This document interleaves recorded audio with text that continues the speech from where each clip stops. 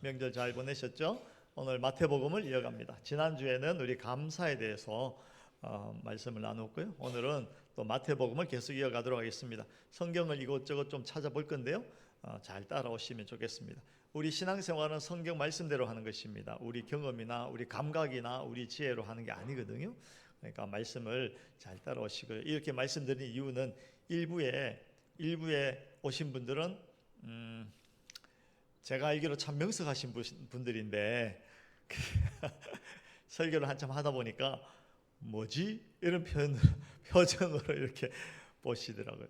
그러니까 여러분 정신 바짝 차리고 따라올 수 있기를 원합니다. 예수님께서 세례 요한에 대해서 말씀하십니다. 세례 요한, 우리가 아는 요한이 두 명이죠. 사도 요한이 있고 세례자 요한이 있습니다. 세례 요한에 대해서 오늘 말씀하시는 것입니다. 사람마다 평가가 있을 수 있어요. 저 사람은 어떤 사람이다. 저 사람은 어떤 사람이다. 이런 평가가 있죠. 그 세례 요한에 대해서도 예수님께서 평가 내지는 소개하는 내용이 있습니다. 그것이 오늘 우리가 방금 읽었던 11절입니다. 근데 11절 말씀이 좀 독특한 게 있습니다. 무엇이냐면 제가 다시 한번 읽어볼게요. 내가 진실로 너희에게 말하노니 여자가 낳은 자 중에 세례 요한보다 큰 이가 일어남이 없도다. 그러니까 세례 요한이 크다. 근데 정말 크다. 아주 크다. 이 말씀을 하시잖아요. 그러니까 세례 요한에 대해서 예수님께서 첫 번째로는 큰 자다. 큰 자다. 이렇게 말씀하시고요. 그런데 놀랍게도 이어서 말씀하시기를 그러나 천국에서는 극히 작은 자라도 그보다 크니라. 아니, 금방 제일 크다라고 하시더니 또 이어서는 제일 작다. 이 말씀을 하시는 것이죠. 여러분 이게 선뜻 이해가 되지 않는 그런 내용입니다. 크다고 했다가 작다고 했다가 뭐가 맞냐? 도대체 무엇이냐? 틀릴 일은 없고 이 말씀 가운데 비밀이 있는 것입니다. 그것을 우리가 잘 이해해야 됩니다. 이것을 잘 이해하면 우리가 어떤 위치에 있으며 우리가 어떤 존재이고 우리가 어떻게 이 땅을 살아가야 하는지 그것을 이해할 수 있는 그런 비밀이 이 안에 있습니다. 그러므로 잘 이해할 수 있기 원합니다. 자, 하나씩 살펴보죠. 왜 큰 자라고 하셨을까요? 왜 선지자 어떤 선지자보다 크다라고 말씀하셨을까요? 그 이유가 있습니다. 뭐냐면 이 크다라는 의미는 세례 요한이 뭐 덩치가 크다 그런 이야기는 아니겠죠. 세례 요한이 돈이 많았다 그런 이야기도 아니고 뭐 신분이나 권력이나 명예나 지식이 많았다 그런 이야기가 아니고요. 무엇 때문에 크다라고 했냐면 그가 맡은 사역이 크다는 이야기입니다. 그가 맡은 사명이 크기 때문에 그가 크다 이렇게 말씀하시는 것입니다. 이전에도 선지자들이 많이 있었습니다. 여러분 세례 요한 이전에 선지자들이 누가 있었을까요? 우리가 잘 알고 있는 뭐 선지자 사무엘, 다니엘, 호세아, 요엘, 아모스 뭐 이런 많은 선지자들이 있었어요. 그러나 그들이 전했던 사명은 무엇이냐면 앞으로 올 진짜 나라에 대해서 전했어요. 어떤 선지자는 그것을 어렴풋하게 보고 전했고 어떤 선지자는 그것을 조금 더 알고 전했고 뭐 어쨌든 그 모든 앞에 선지자들은 앞으로 올 메시아의 나라에 대해서 그러니까 표지판처럼 이게 예고하는 그런 사명을 받았던 것입니다. 그런데 사도 요한은 지금 무엇을 하고 있습니까? 그 구약에서 계속해서 선지자들이 전하고 기다리고 예표했던 것들이 이제 예수 그리스도 안에서 완성되어진다라는 이야기를 딱 하는 것입니다. 말하자면 종합이고 결론이라는 것이죠. 그런 의미에서 세례 요한이 전하는 이 메시아와 메시아의 나라가 가장 크기 때문에 세례 요한이 그 큰 사명을 받았기 때문에 그가 전하는 메시지가 가장 근본적이고 크기 때문에 그가 크다. 이런 의미입니다. 그러니까 개인적으로 그가 뭐 재주가 좋다든가 뭐 이런 이야기가 아니고 그가 받는 사명이 크기 때문에 크다라는 말씀을 하시는 것입니다. 그 다음에 그런데 왜 작은 자라고 했을까요? 작은 자인 이유가 재밌습니다. 뭐냐면 세례 요한은 메시아와 메시아의 나라에 대해서 문을 가르쳐주고 이제 문이 열린다는 이야기를 했지만 그가 살아생전에 그 메시아의 나라에 들어갔어요? 못 들어갔어요? 못 들어갔어요. 왜냐하면 메시아의 나라는 예수 그리스도의 사역으로 출발되어지고 자라나고 완성되는 것이기 때문에 그래요. 예수님께서 십자가에 죽으시고 부활하신 이후에 비로소 메시아의 나라가 이루어지고 예수님께서 그 메시아의 나라를 자라게 하시는 것이기 때문에 이 세례 요한은 그 메시아의 나라가 열리기 전에 그만 어떻게 되었어요? 죽었어요. 뭐 죽은 이야기도 성경에 나옵니다만 궁금하신 분들은 찾아보시기 바랍니다. 네. 그렇기 때문에 이 메시아의 나라가 크고 놀랍고 그 메시아의 나라에 속한 사람들이 얼마나 영광스럽고 존귀하기 때문에 그 나라에 들어가지 못한 이 세례 요한은 안타깝지만 작은 자다, 이렇게 이야기하는 것입니다. 그럼 여기서 간단한 질문 한번 해볼까요? 여러분이 큰 자인가요? 세례 요한이 큰 자인가요? 여러분들이 큰 자입니다. 왜냐하면 여러분들은 메시아의 나라에 들어온 사람들이기 때문에 큰 자다라는 그런 의미입니다. 그래서 예수님께서는 세례 요한을 보고 크지만 또 동시에 작은 자다, 이렇게 말씀하시는 것입니다. 왜냐하면 이 메시아의 나라는요, 구약의 나라하고는 비교할 수가 없어요.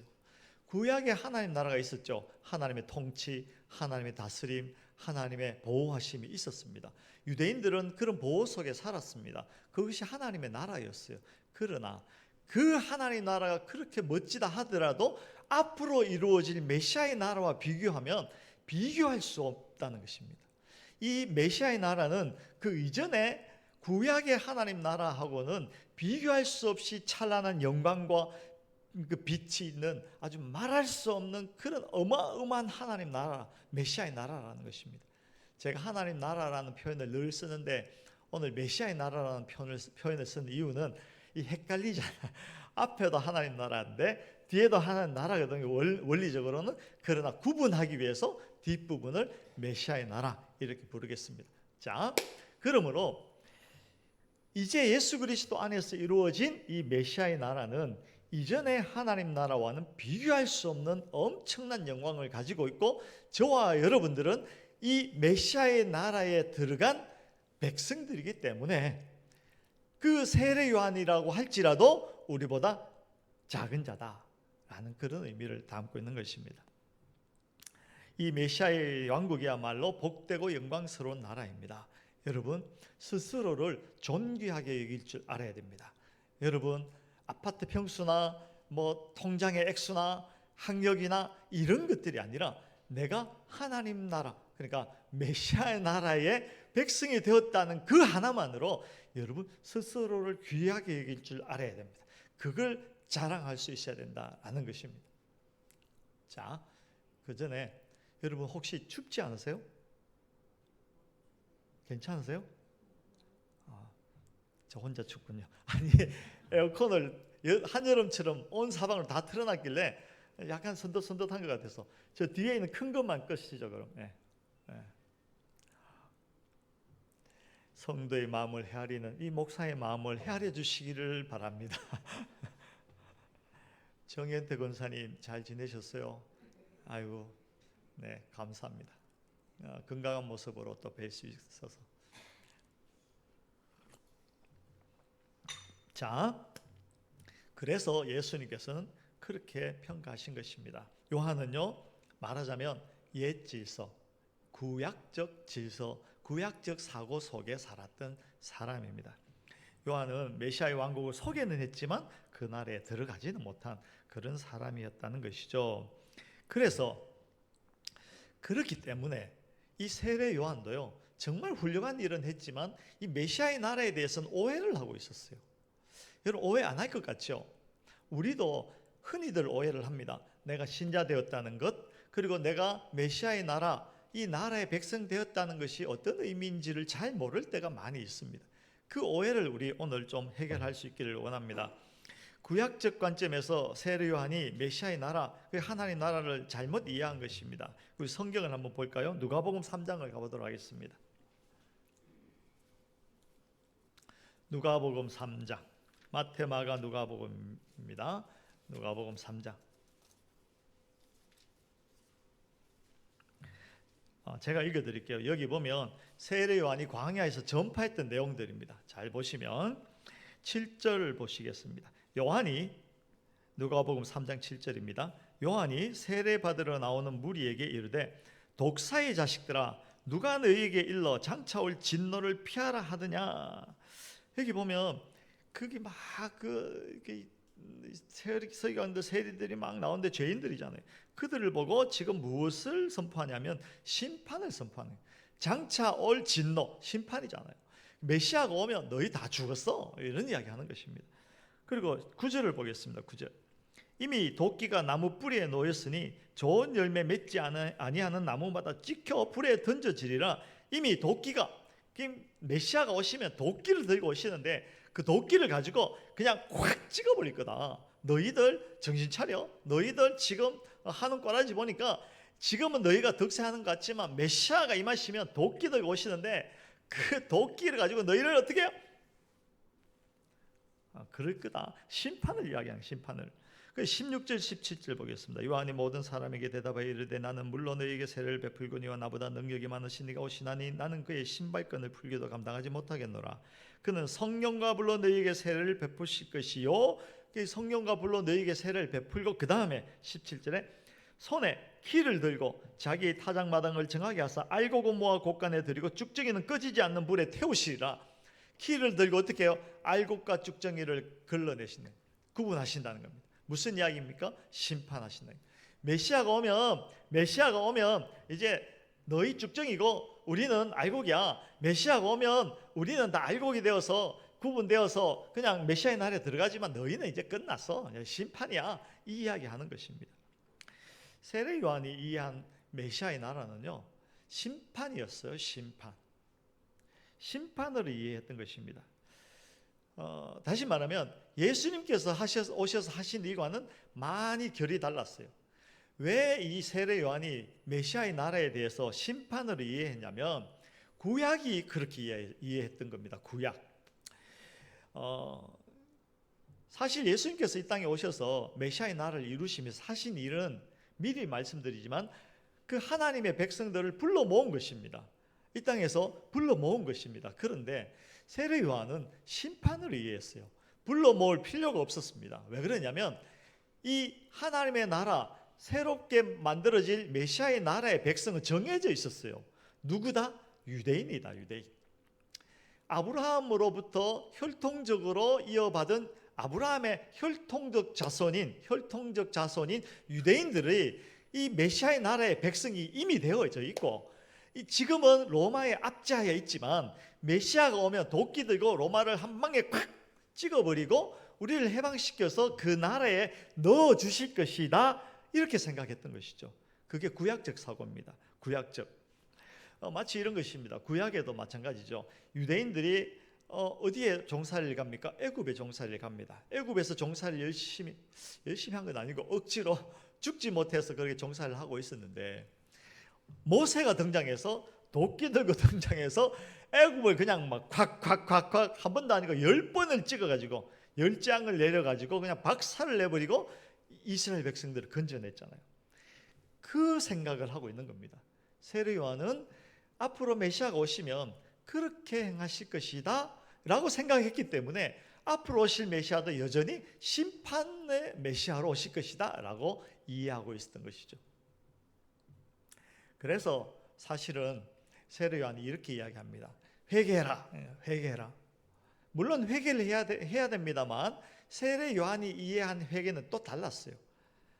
점점 설교가 어려워지죠. 그러나 잘 들으면 이해가 됩니다. 그 잘 이해가 안 되시면 댁에 가셔가지고 영상을 한 번 더 보시고, 우리 김양희 권사님 집에 가셔가지고 영상을 수도 없이 돌려보신대요. 언제까지? 이해될 때까지. 그리고 수요일 되면 제가 요약해서 또 보내드리니까 그것도 들어보시면 돼요. 자, 메시아의 나라를 그렇게 이해했던 이 세례 요한이 이번에는 회개하라라고 이야기를 합니다. 회개하라. 왜 회개하라고 했냐면 이런 맥락에서 회개하라고 했어요. 뭐냐면 구약의 이스라엘 백성들이 애굽에 왜 종살이를 갔을까요? 구약의 이스라엘 백성들이 왜 외적의 침입을 받아서 그렇게 고통을 당했을까요? 구약의 이스라엘 백성들이 왜 바벨론의 포로로 질질 끌려가가지고 그 고생을 했을까요? 그렇게 고생한 이유는 하나님의 말씀에 불순종해서 그랬더라는 것입니다. 그래서 선지자들이 나타나서 그 이스라엘 백성, 구약에 그렇게 고생하는 이스라엘 백성들에게 딱 한마디 합니다. 돌아와라, 회개하라, 하나님께로 돌아와라, 하나님 말씀을 잘 들어라, 이 이야기 하거든요. 그들의 메시지는 하나였어요. 회개하라. 그러니까 지금 이 세례 요한도 그 이야기 하는 것입니다. 우리가 지금 로마의 압제하에 이렇게 압제를 당하고 고난받는 것은 하나님의 말씀에 불순종했기 때문이야. 그러므로 우리가 이제 회개하자. 왜냐하면 메시아의 나라가 온다니까 회개해서 그 메시아의 나라에 들어가야 안 되겠니? 너희 정신 차리고 빨리 회개해. 이 이야기 하는 것입니다. 그래서 세례 요한은 그 구약적 개념 속에서 그 메시아의 나라를 그렇게 이해해서 회개하라 라는 이야기를 하는 것이죠. 사실 조금 이제 다른 글이지만 그래서 예수님께서는 세례 요한을 큰 자이지만 그러나 작은 자다 이렇게 표현하는 것입니다. 자, 그렇다면 오늘날 저와 여러분도 말씀하셨듯이 세례 요한보다 크다고 말씀하셨잖아요. 그러므로 우리는 더 이상 구약적 하나님 나라에 머물러 있어서는 안 되고 어떻게 해요? 신약에 이루어진 메시아의 나라의 백성으로 살아야 됩니다. 살아야 됩니다. 그것을 넘어오지 못하면요 이상한 일이 생깁니다. 몸은 신약에 사는데 생각은 구약에 있어요. 그래서 몸은 신약에 사는데 그 모든 하는 것과 그 기대하고 그 하나님께 말씀드리고 하는 모든 것들이 구약적 사고에 매여가지고 말하자면 이 박자가 안 맞는 것입니다. 엇박자가 생겨요. 엇박자가 생기면요 찬양할 때도 엇박자가 생기면 재미가 없어요. 요즘 제가 추석에 영덕에 내려갔더니 저희 어머니께서 한 84세 되셨는데 요즘 뭐 하세요? 하니까 요즘 유튜브에 빠지셔가지고 유튜브에서 맨날 그 뽕짝 듣는다면서 그거 가지고 이렇게 뭐 뽕짝 하신다. 아마 노래교실 가셔가지고 배웠나 봐요. 노래교실 가서.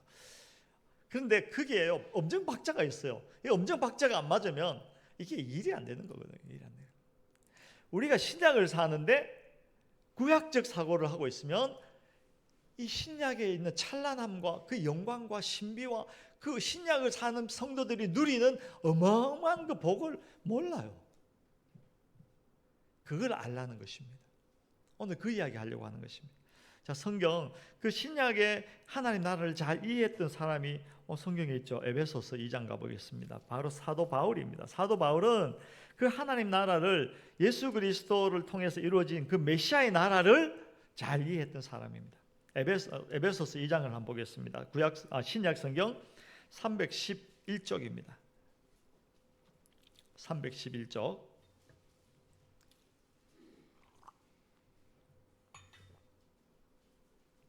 신약 성경 에베소서 2장 11절로 19절 같이 읽어보겠습니다. 교독합니다. 11절.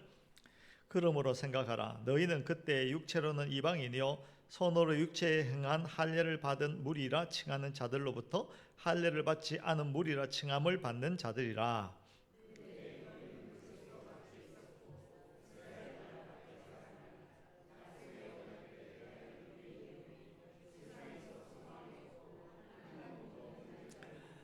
이게 뭐냐면 이제 그때에 메시아의 나라에 오기 전의 이야기입니다. 그때에 너희가 이방인이지 않냐? 약속도 없고 소망도 없고 생명도 없고 언약도 없고 아무것도 없는, 그렇다고 뭐 혈통적으로 유대인도 아닌 그런 존재였다.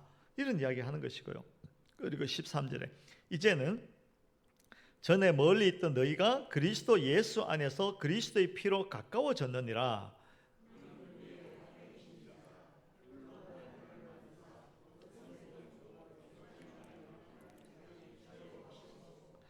법조문으로 된 계명의 율법을 폐하셨으니 이는 이 둘로 자기 안에서 한 세 사람을 지어 화평하게 하시고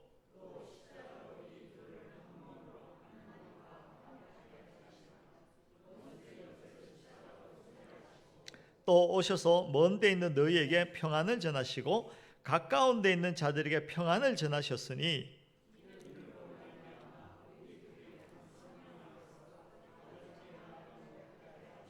다 같이 그러므로 이제부터는 너희는 외인도 아니요 나그네도 아니요 오직 성도들과 동일한 시민이요 하나님의 권속이라. 그러므로 이제부터 너희는 외인도 아니고 나그네도 아니고 오직 성도들과 동일한 시민이요 하나님의 권속이다. 이제는 이방인, 유대인 이런 구분이 없다는 겁니다. 이제는 하나님 안에서 한 백성이 되었다, 이 이야기하는 겁니다. 여기 보면 그렇게 하는 이야기를 아주 멋진 표현을 하고 있어요. 15절에 법조문으로 된 계명의 율법을 폐하셨으니 이는 이 둘로 자기 안에서 한 세 사람을 지어 화평하게 하시고. 유대인, 이방인 이런 그룹 부분이 아니고요, 누구든지 예수 그리스도 안에서 세 사람, 한 세 사람으로 지음을 받았다는 것입니다. 잘난 놈, 못난 놈, 째보, 꼼보, 그 노래 아세요? 그 찬양인데, 이슬비 내리는 이른 아침에 우산 셋이 나란히 걸어갑니다. 동요라고요? 찬양입니다. 노란 우산, 빨간 우산, 찢어진 우산, 그거 아세요? 노란 우산, 빨간 우산, 찢어진 우산, 다 의미가 없어요. 예수 그리스도께서 부르셔서 그들 예수 그리스도 안에서 한 세 사람을 만들어서 이전의 구분들은 다 싹 뭉개버리고 그게 아무 의미가 없다는 것입니다. 유대인, 이방인이 아니고 뭐 동양인, 서양인, 흑인, 백인, 뭐 한국 사람, 뭐 네팔 사람, 인도 사람 아무 의미가 없고, 예배 시간에 딴짓하는 놈, 뭐 잘하는 놈, 뭐 딴짓하는 놈 다 의미가 없고 예수 그리스도 안에서 한 세 사람으로 만드셨다는 것입니다. 그걸 위해서 예수님께서 오신 메시아의 나라는요, 심판이 아니라 부르는 것이었어요. 부르는 것. 이방인들을 부르고, 언약 밖에 있던 자들을 부르고, 약속 밖에 있던 자들을 불러서 예수 그리스도 안에 집어넣어서 한 세 사람으로 만들어내는 것, 한 세 사람으로 창조하시는 그 일을 하시는 것입니다. 예수님께서 오셔서 하신 일은 심판이 아니다. 무엇이다? 불러주십니다. 나를 부르신 것입니다. 한 세 사람. 그래서 에베소서 3장에요, 이 바울이 속 터져서 이야기합니다. 에베소서 3장 1절을 한번 보세요. 이러므로 그리스도 예수의 일로 너희 이방인을 위하여 갇힌 자 된 바울이 말하거니와 너희를 위하여 내게 주신 하나님의 그 은혜의 경륜을 너희가 들었을 테이라. 3절에 곧 계시로 내게 비밀을 알게 하신 것은 내가 먼저 간단히 기록함과 같으니. 이 비밀에 대해서 이야기. 비밀. 이 비밀인데 좀 알아라. 그냥 4절에 그것을 읽으면 내가 그리스도의 비밀을 깨달은 것을 너희가 알 수 있으리라. 나는 이해가 안 되고 나는 들어본 적도 없고 나는 뭔 말인지 모르지만 그게 비밀이라는 것입니다. 비밀. 이 비밀을 깨닫는 자가 복 있는 자입니다. 복 있는 자입니다. 그리고 5절에 이제 그의 거룩한 사도들과 선지자들에게 성령으로 나타내신 것 같이 다른 세대에서는 다른 아들에게 알려지지 아니하셨으니. 이 비밀이에요. 비밀. 6절이 중요해요. 이는 이방인들이 복음으로 말미암아 그리스도 예수 안에서 함께 상속자가 되고 불림을 받았다는 거예요. 저와 여러분들이 불림을 받았다는 거예요. 함께 무엇이 되고 지체가 되고 함께 약속에 참여한 자가 됨이라. 예수님께서는요, 불러주시고 그 다음 단계가 있어요. 또 하나님의 메시아의 날의 특징이 부르신 그들을 한 지체가 되게 하셨다. 공동체를 이루셨어요. 교회를 이루셨어요. 이것이 예수님께서 하시는 그 일이라는 것입니다. 요한은, 세례 요한은 이해하지 못한 비밀입니다. 비밀. 세례 요한은 이 비밀을 알기 전에 그저 그만 목이 잘려서 이제 순교하게 되죠. 아마 죽은 이후에 알게 되지 않았을까? 그냥 제 생각입니다. 네. 여러분, 우리 이것을 잘 이해해야 됩니다. 구약적 메시아 나라를 생각하면요, 안 돼요. 신약에 살면 신약적 메시아의 나라가 무엇이라고? 예수 그리스도를 우리를 불러서 한 세 사람으로 만들어주시고 만드실 뿐 아니라 우리를 교회로 모아주신 것, 한 지체로 삼아주신 것, 한 공동체를 이루게 하신 것, 이게 신약의 메시아 나라입니다. 그런데 구약의 메시아 나라는 심판이죠. 여러분, 이스라엘 백성들이 애굽에 또 바벨론에 또 로마의 압자에 있으면서 했던 일이 뭔지 아세요? 그 심판을 기다리는 일을 하다 보니까 늘 하는 일이 현재의 어려움에 대한 불평이었어요. 하나님, 우리가 하나님의 백성인데 하나님 나라 백성인데, 그 하나님의 통치를, 그 택한 백성 유대인인데 왜 로마가, 바벨론이, 애굽이 왜 이런 어려움이 오늘날도요 구약적 사고를 하고 있으면 이 땅을 살아가면서 늘 불평해야. 그냥 하나님 내가 할 만큼 했는데, 하나님 내가 이것도 하고 저것도 하고 이것도 했는데 하나님 왜 도끼를 안 보내주십니까? 하나님 도끼, 쌍도끼를 보내주시옵소서. 금도끼 아니어도 되고 은도끼 아니어도 되고 그저 잘 드는 쇠도끼 하나 보내주셔서 나를 괴롭히고 나를 곤란하게 하고 나를 어렵게 하는 이 상황들, 이 인간들, 이 원수들 아주 한 방에 박살내 주시옵소서. 매일 그 이야기만 하면 이제 불평불만 나겠네. 왜 날 낳으셨나요? 이럴 거면 왜 날 낳아가지고 말이야. 그건 신약의 메시아의 나라가 무엇인지, 그 나라의 부름을 받아서 예수 그리스도 안에서 한 새 사람이 되어졌으며 예수 그리스도 안에서 한 지체된 교회의 영광을 모르기 때문에 구약적 사고만 하고 있기 때문에 그저 매일같이 도끼 하는, 기도할 때도 하나님 도끼 하나 주세요, 도끼 하나 주세요, 도끼 하나 주시면 내 저놈 달려가서 이마를 도끼로 팍.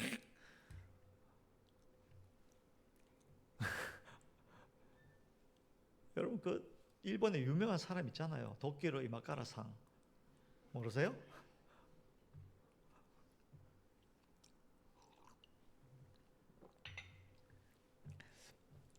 그걸 잘 이해하셔야 돼요. 우리가 지금 어디에 있는지, 우리가 지금 단지 그 도끼를 기다려야만 하는 어렵고 힘든 상황에 그렇게 걸어가고 있는지, 아니면 예수 그리스도께서 우리를 불러주시고 십자가 안에서 우리를 한 새 사람을 만들어주시고 새 생명을 주시고 아무도 알지 못하는 비밀을 알게 하시고 그런 우리를 하나의 공동체로, 교회 공동체로 모아주신 그 자체, 그 생명, 그것이 얼마나 영광스럽고 아름답고 찬란한 것인지를 이해하면 내가 지금 도끼가 없어도 나를 이기는 그 어떤 것 속에서도 우리는 평안할 수가 있어요. 기쁠 수가 있어요. 행복할 수가 있어요. 없고 없어도 우리는 하나님께 감사할 수 있다니까요. 그것과는 밭에 있는 포도나 무화과나 양이나 소하고는 비교할 수 없는 생명이 우리 안에 있는데, 이것 때문에 저것 때문에 하나님 도끼 하나 주시면 내가 쟤도 까버리고 그것도 까버리면 내가 속이 후련할 것 같지요? 절대로 후련하지 않습니다. 우리가 사는 메시아의 나라는 그런 나라가 아닙니다.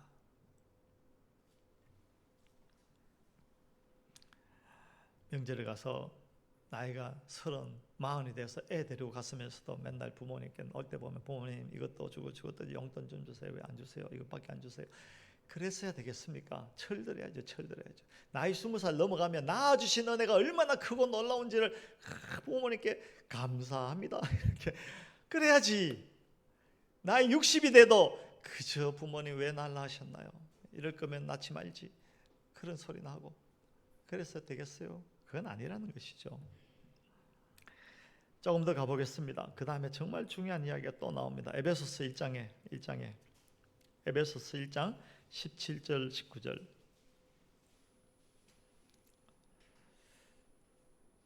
제가 읽겠습니다. 제가 그냥 혼자 읽습니다. 우리 주 예수 그리스도의 하나님 영광의 아버지께서 지혜와 계시의 영을 너희에게 주사 하나님을 알게 하시고 너희 마음의 눈을 밝히사 그의 부르심의 소망이 무엇이며 성도 안에서 그 기업의 영광의 풍성함이 무엇이며 그의 힘의 위력으로 역사하심을 따라 믿는 우리에게 베푸신 능력의 지극히 크심이 어떠한 것을 너희로 알게 하기를 구하노라. 바울이 그렇게 이야기하는 것은 제발 알아라. 바울이 아마 우리 신흥교회 또 우리 한국교회 와서 설교했으면 속 터졌을 거야. 맨날 강단에서 하는 설교라고는 이렇게 하면 위로되고 이렇게 하면 문제 해결되고 이렇게 하면 그저 영원한 생명은 뒤로 하고 그저 잠깐 우리를 편하게 할 수 있는 이런 눈에 보이는 그런 것만 계속 주는 거죠. 여러분 영양실조 걸립니다. 영양실조 걸리면요 죽어요. 진짜를 줘야지. 진짜를. 바울이 속 터지는 겁니다. 제발 너희가 알기를 구한다. 그리고 그 다음에요 20절부터 보면 그의 능력이 그리스도 안에서 역사하사 죽은 자들 가운데서 다시 살리시고 하늘에서 자기 오른편에 앉히사 모든 통치와 권세와 능력과 주권과 이 세상뿐 아니라 오는 세상에 일컫는 모든 이름 위에 뛰어나게 하시고 예수 그리스도를 22절에 또 만물을 그의 발 아래에 복종하게 하시고 그를 만물 위에 교회의 머리로 삼으셨으니라.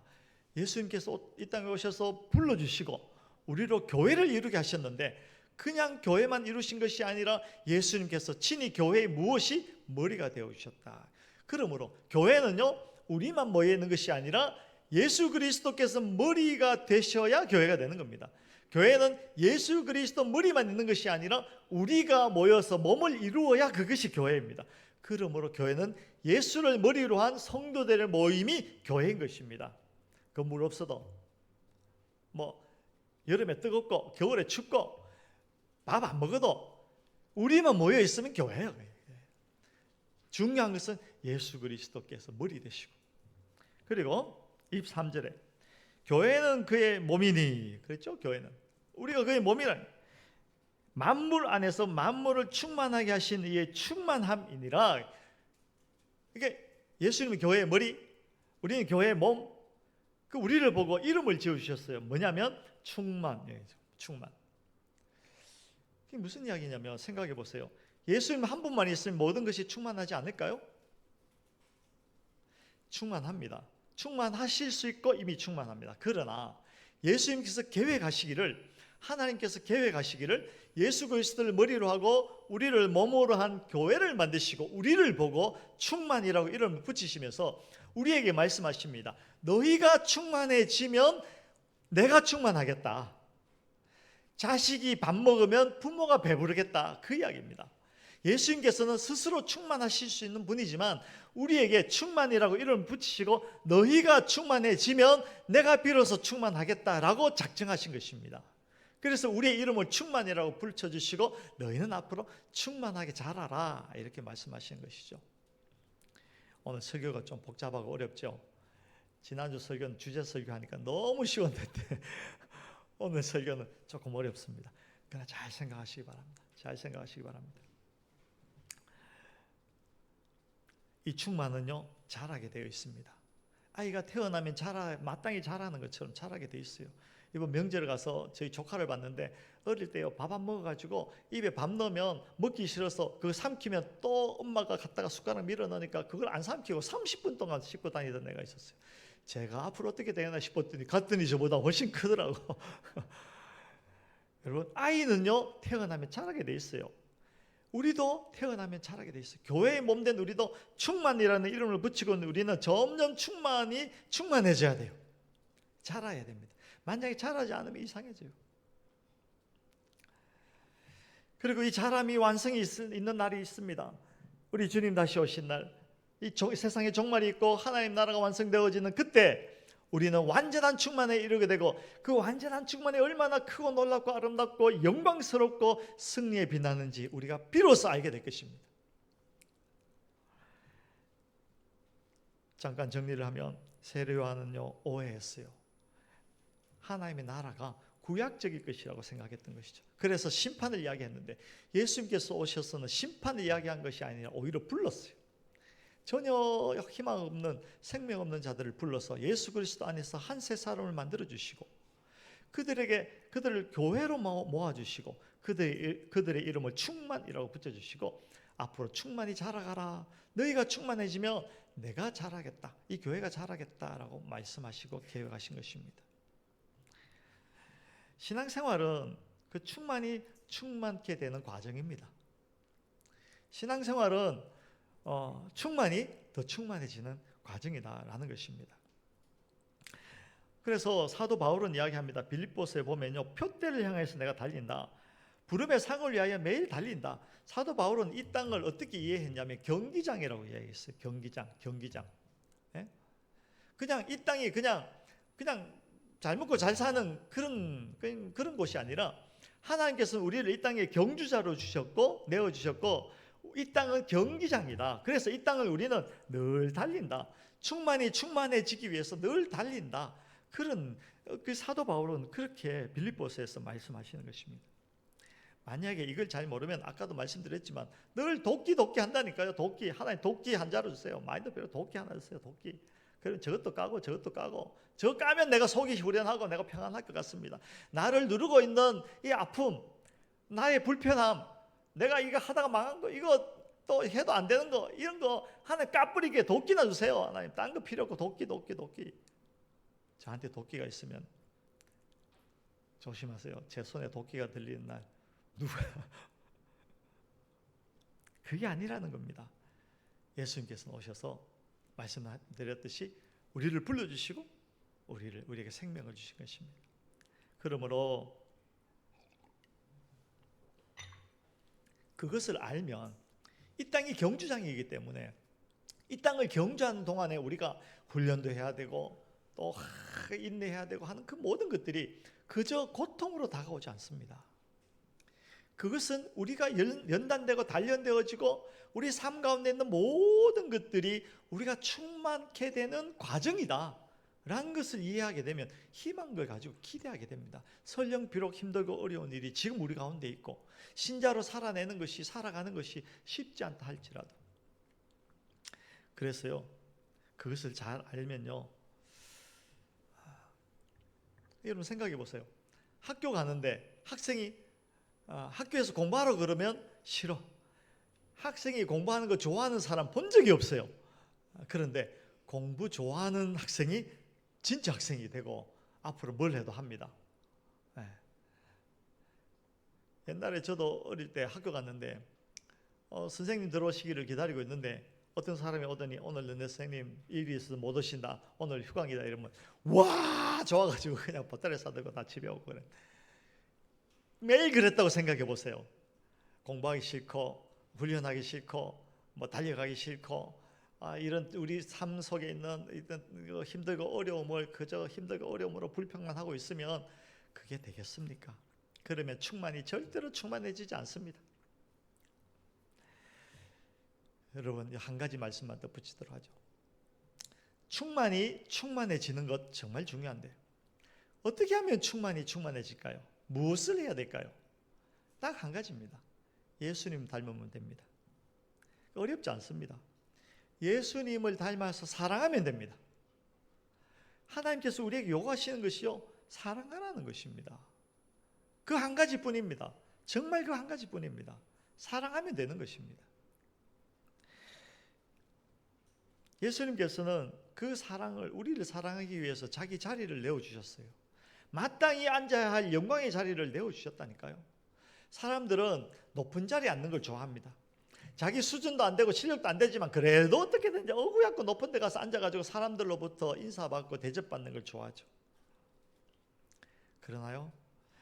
정말 사랑이 있는 사람은 그 자리를 형제에게 내어줍니다. 자기는 낮은 자리로 갑니다. 여러분, 실력 있는 사람은요, 정말 속이 꽉 찬 사람은 낮은 곳에 앉아도요 사람들이 다 알아요. 저 사람 실력 있는 사람. 근데 애초에 실력 없는 사람은 아무리 자기를 치장하고 높은 게 앉고 뭔 짓을 해도 사람들이 다 한다니까요.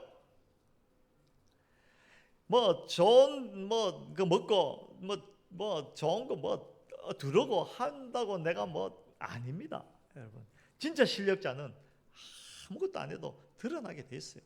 낮은 곳으로 가보세요.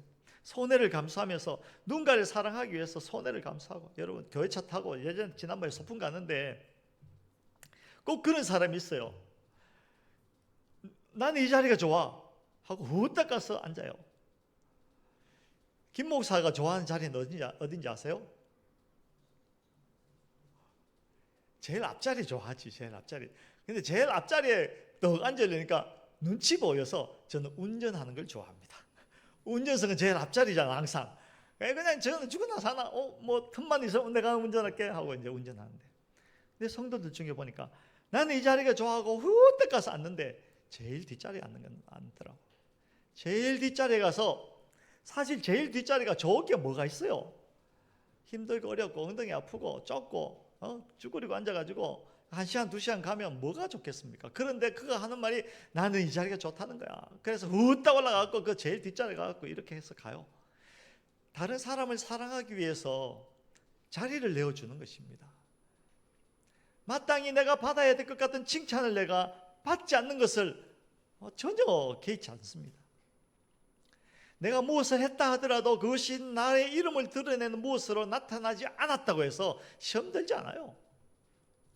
내가 무엇을 했는데 그것이 나를 증명하는 무엇이 훈장처럼 주렁주렁 달리지 않았다고 해서 그 마음 상해하지 않습니다. 마땅히 할 바를 했습니다 라고 하는 것이죠. 이게 진짜 사랑하는 것입니다. 사랑하는 것. 그거 하면 점점 충만해집니다. 그거 하면 교회가 든든해지고, 그거 하면 우리가 이 땅 가운데서 하나님께서 주신 기쁨과 평안과 소망을 누리며 살게 될 줄로 믿습니다. 그렇게 해서 여러분, 진짜 메시아의 나라, 하나님 나라의 백성답게 이 땅을 잘 정말 멋지게 살 수 있기를 주의 이름으로 축원합니다.